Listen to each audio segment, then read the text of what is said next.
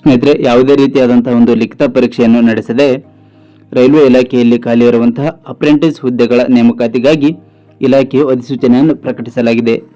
ಸ್ನೇಹಿತರೆ, ನಮ್ಮ WhatsApp group ಆಗಿರಬಹುದು ಹಾಗೂ ಟೆಲಿಗ್ರಾಮ್ ಗ್ರೂಪ್ ಮತ್ತು ಇನ್ಸ್ಟಾಗ್ರಾಮ್ ಹಾಗೂ ಯೂಟ್ಯೂಬ್ನಲ್ಲಿ ಅನೇಕ ವಿದ್ಯಾರ್ಥಿಗಳು ಕೇಳಿರುವಂತಹ ಪ್ರಶ್ನೆ ಏನೆಂದರೆ, ಮ್ಯಾಕ್ಸಿಮಮ್ SSLC ಮತ್ತು ITI ಮೇಲೆ ಯಾವುದಾದ್ರೂ ಜಾಬ್ ಕಾಲ್ಫರ್ ಆದರೆ ತಿಳಿಸಿ ಸರ್ ಅಂತೇಳಿ ಸುಮಾರು ವಿದ್ಯಾರ್ಥಿಗಳು ಕೇಳಿರ್ತಾರೆ.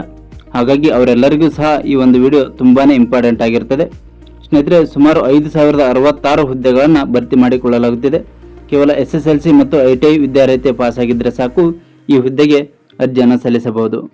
ಸೊ ಈಗ ನೀವು ಸ್ಕ್ರೀನ್ನಲ್ಲಿ ನೋಡ್ತಾ ಇರತಕ್ಕಂಥ ಈ ಒಂದು PDF ಏನಿದೆ, ಇದು ಇಲಾಖೆಯು ಹೊರಡಿಸಿದಂತಹ ನೋಟಿಫಿಕೇಶನ್ PDF ಆಗಿದೆ. ಯಾವುದೇ ರೀತಿಯಾದಂತಹ ಫೇಕ್ ನ್ಯೂಸ್ ಆಗಿರುವುದಿಲ್ಲ. ಹಾಗೆ ತಮ್ಮಲ್ಲಿ ವಿನಂತಿ ಮಾಡಿಕೊಳ್ಳುವುದೇನೆಂದರೆ, ಯಾವುದೋ ಅನಾವಶ್ಯಕ ವಿಡಿಯೋಗಳನ್ನು ಶೇರ್ ಮಾಡುವ ಬದಲು ಇಂತಹ ಒಂದು ಉಪಯುಕ್ತ ಮಾಹಿತಿಯನ್ನು ನಿಮ್ಮ ಸ್ನೇಹಿತರಿಗೆ ಶೇರ್ ಮಾಡಿದರೆ ಅವರಿಗೂ ಸಹ ಅನುಕೂಲವಾಗಬಹುದು ಅಂತ ಹೇಳಿಕ್ಕೆ ಬಯಸ್ತೇನೆ. ಸೊ ನಿಮ್ಮ ಸ್ನೇಹಿತರಿಗೂ ಕೂಡ ಶೇರ್ ಮಾಡಿ. ಓಕೆ ಸ್ನೇಹಿತರೆ, ಮೊದಲನೇದಾಗಿ ಹುದ್ದೆಗಳ ಹೆಸರು. ಇವು ಅಪ್ರೆಂಟಿಸ್ ಹುದ್ದೆಗಳಾಗಿರ್ತವೆ. ಹಾಗೆ ಕರ್ತವ್ಯ ನಿರ್ವಹಿಸಬೇಕಾದ ಸ್ಥಳ. ಸ್ನೇಹಿತರೆ, ಈ ಹುದ್ದೆಗಳಿಗೆ ಆಯ್ಕೆಯಾದಂತಹ ಅಭ್ಯರ್ಥಿಗಳು ಭಾರತದೆಲ್ಲೆಡೆ ತಮಗೆ ಎಲ್ಲಿ ನೇಮಕ ಮಾಡ್ತಾರೋ ಅಲ್ಲಿ ಕರ್ತವ್ಯ ನಿರ್ವಹಿಸಲು ಸಿದ್ಧವಿರಬೇಕಾಗಿರ್ತದೆ. ಹಾಗೆ ಒಟ್ಟು ಖಾಲಿ ಇರುವ ಹುದ್ದೆಗಳ ಸಂಖ್ಯೆ 5066 ಹುದ್ದೆಗಳು ಖಾಲಿ ಇರುತ್ತವೆ. ಓಕೆ, ನೆಕ್ಸ್ಟ್ ಶೈಕ್ಷಣಿಕ ಅರ್ಹತೆ. ಸ್ನೇಹಿತರೆ, ಈಗಾಗಲೇ ತಮಗೆ ಹೇಳಿರುವಂತೆ SSLC ಮತ್ತು ITI ಪಾಸ್ ಆದಂತಹ ಅಭ್ಯರ್ಥಿಗಳು ಈ ಹುದ್ದೆಗೆ ಅರ್ಜಿಯನ್ನು ಸಲ್ಲಿಸಬಹುದು.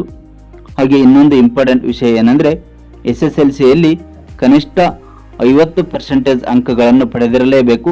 ಈ ಒಂದು 50%ಗಿಂತ ಹೆಚ್ಚು ಅಂಕ ಪಡೆದವರು ಈ ಹುದ್ದೆಗೆ ಅರ್ಜಿಯನ್ನು ಸಲ್ಲಿಸಬಹುದು ಅಂತೇಳಿ ಇಲಾಖೆಯ ಒಂದು ನೋಟಿಫಿಕೇಶನ್ನಲ್ಲಿ ತಿಳಿಸಿರುತ್ತಾರೆ. ಹಾಗೆ ಏಜ್ ಲಿಮಿಟ್, ವಯೋಮಿತಿಯ ಬಗ್ಗೆ ನೋಡುವುದಾದರೆ, ದಿನಾಂಕ 22 ಅಕ್ಟೋಬರ್ 2024ಕ್ಕೆ ಅಭ್ಯರ್ಥಿಗಳಿಗೆ ಕನಿಷ್ಠ 15 ವರ್ಷ ಪೂರೈಸಿರಬೇಕು ಹಾಗೂ ಗರಿಷ್ಠ 24 ವರ್ಷ ಮೀರಿರಬಾರದು.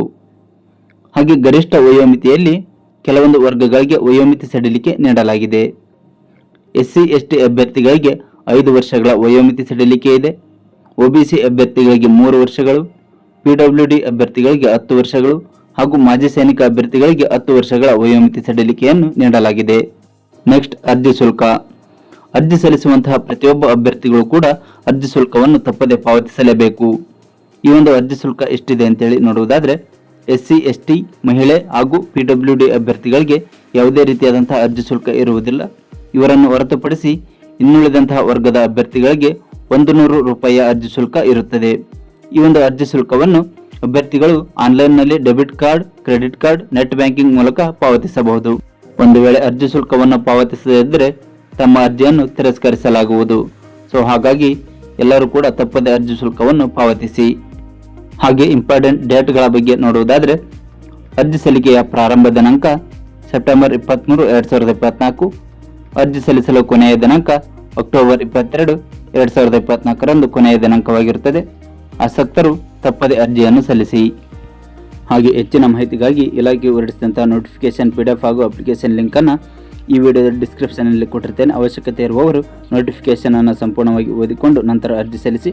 ಹಾಗೆ ನಮ್ಮ ಟೆಲಿಗ್ರಾಮ್ ಹಾಗೂ ವಾಟ್ಸಪ್ ಗ್ರೂಪ್ ಲಿಂಕ್ಗಳನ್ನು ಸಹ ಕೊಟ್ಟಿರ್ತೇನೆ. ಈ ರೀತಿಯಾದ ಉದ್ಯೋಗ ಮಾಹಿತಿಗಾಗಿ ನಮ್ಮ ಗ್ರೂಪ್ಗಳನ್ನು ಜಾಯ್ನ್ ಆಗಿ. ನಾನು ನೀಡಿದ ಮಾಹಿತಿ ತಮಗೆ ಇಷ್ಟವಾಗಿದೆ ಅಂತೇಳಿ ಭಾವಿಸ್ತೇನೆ. ಮಾಹಿತಿ ಇಷ್ಟವಾಗಿದ್ದರೆ ತಪ್ಪದೆ ಈ ವಿಡಿಯೋಗೆ ಒಂದು ಲೈಕ್ ಕೊಡಿ, ನಿಮ್ಮ ಸ್ನೇಹಿತರಿಗೂ ಕೂಡ ಶೇರ್ ಮಾಡಿ. ಹಾಗೆ ಸಬ್ಸ್ಕ್ರೈಬ್ ಮಾಡಿಕೊಳ್ಳುವುದನ್ನು ಮರೆಯದಿರಿ. ಧನ್ಯವಾದಗಳು.